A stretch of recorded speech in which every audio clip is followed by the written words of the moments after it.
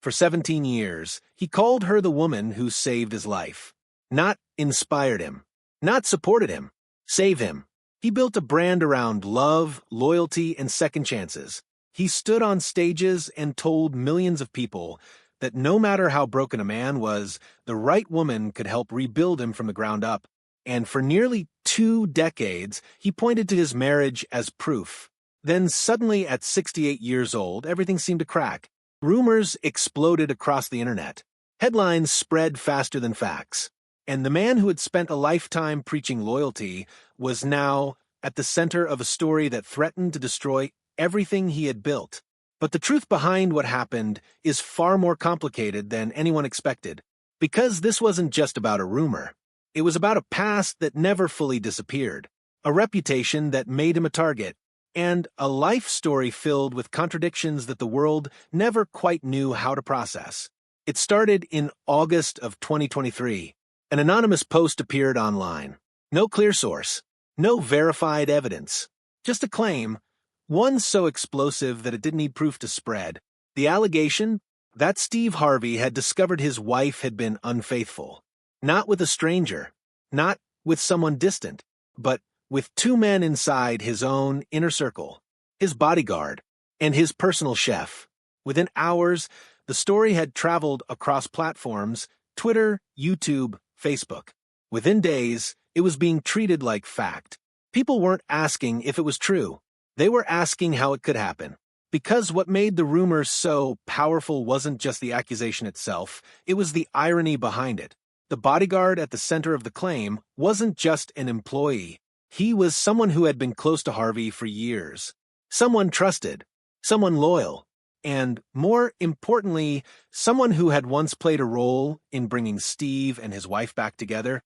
The very person who allegedly helped build the relationship was now being accused of breaking it. That detail alone was enough to keep the story alive. And the internet did what it always does. It filled in the gaps. At the time, Harvey was in Atlanta, scheduled to speak at a major event. The pressure was building, the whispers were growing louder, and when he finally stepped onto the stage, the audience already knew what was circulating. Instead of ignoring it, he addressed it immediately. Calm, controlled, almost casual.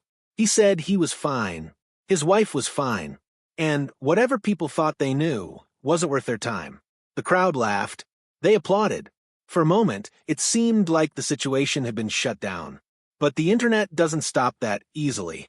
His wife posted a short message online, firm, direct, dismissive of the rumors, and then disappeared from social media entirely. Not for a day, not for a week, for 3 full months. And that silence only made people more curious. Eventually, a public figure claimed he had spoken directly with Harvey and confirmed the entire story was false. But by then, it didn't matter, because the rumor had already done what rumors are designed to do. It had planted doubt, and when doubt attaches itself to someone whose entire image is built on certainty, it hits differently. To understand why this story spread so fast, you have to understand something deeper. Steve Harvey didn't just build a career. He built an identity.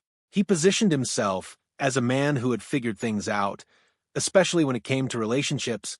He wrote books about it, spoke about it, taught it, and when someone stands in front of the world and says, "I have the answers," the world doesn't just listen.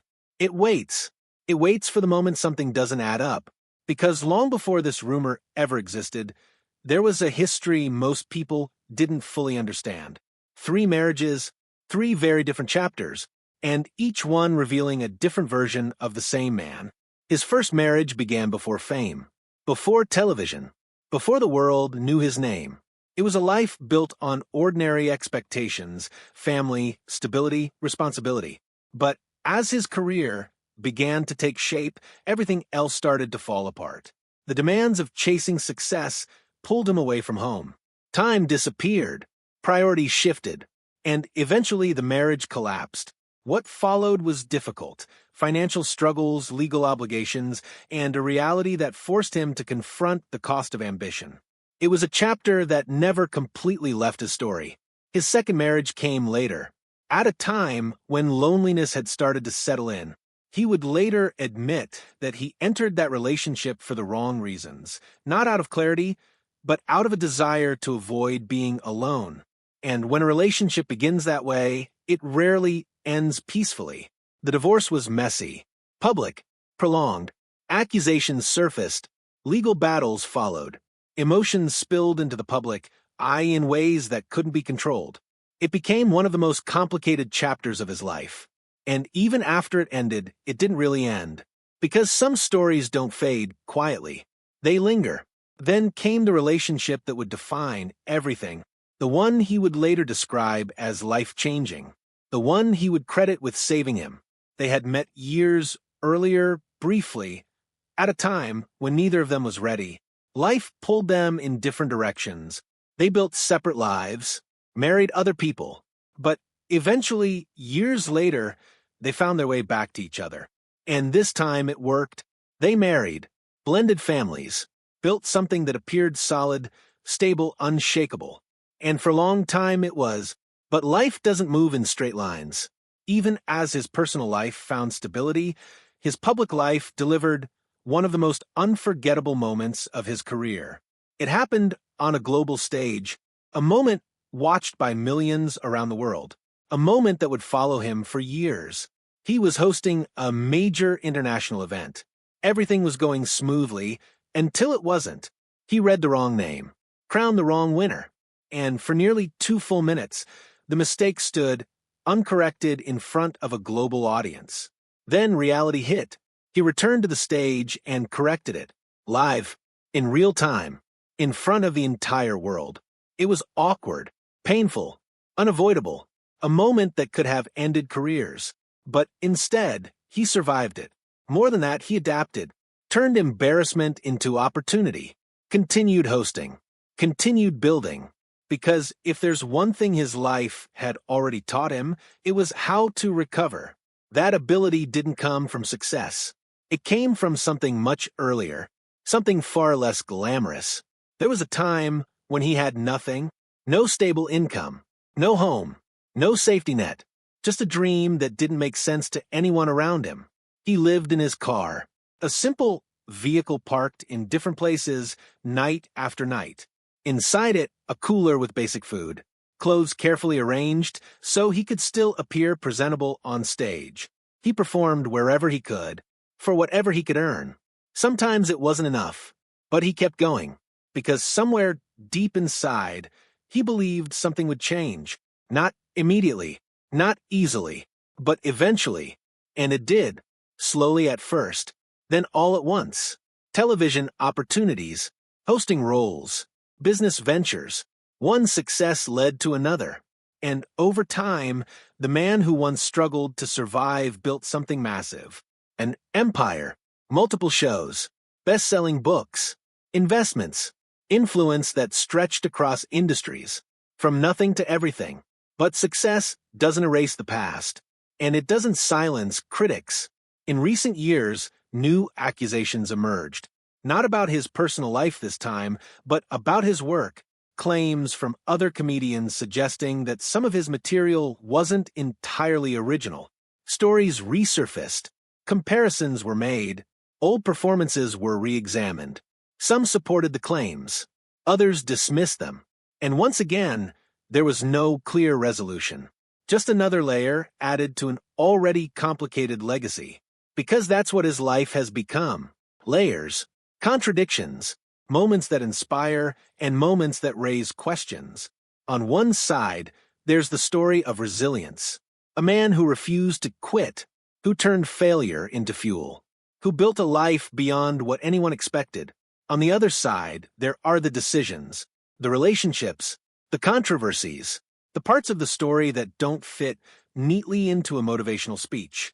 And maybe that's why the world remains so fascinated. Because he doesn't fit into a simple category. He isn't just the success story, and he isn't just the controversy. He's both, at the same time. It all traces back to something small, something almost insignificant at the time. A classroom, a simple assignment, a young boy asked to write down what he wanted to be when he grew up. While others chose safe answers, he wrote something bold.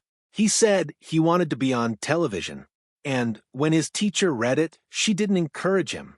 She didn't support the dream. She told him it was unrealistic, embarrassing, impossible. That moment could have ended everything before it began, but it didn't, because later that day, his father gave him different advice. He told him to keep that paper. Read it every morning. Read it every night. Hold on to it, because it mattered. Years later, after everything he had been through, after the struggles, the failures, the success, the controversies, that paper became real, every word of it. And maybe that's the part of the story that matters most. Not the rumors, not the headlines, not even the victories, but the fact that a dream, once dismissed, was never let go. Today, his life stands as something complicated, not perfect, not simple, but undeniably real. A man who chased something bigger than himself and paid the price for it along the way. So, when you look at everything, the success, the mistakes, the rumors, the legacy, what do you see? A role model? A cautionary tale? Or something in between? Because the truth is, he was never just one thing. And maybe he was never meant to be,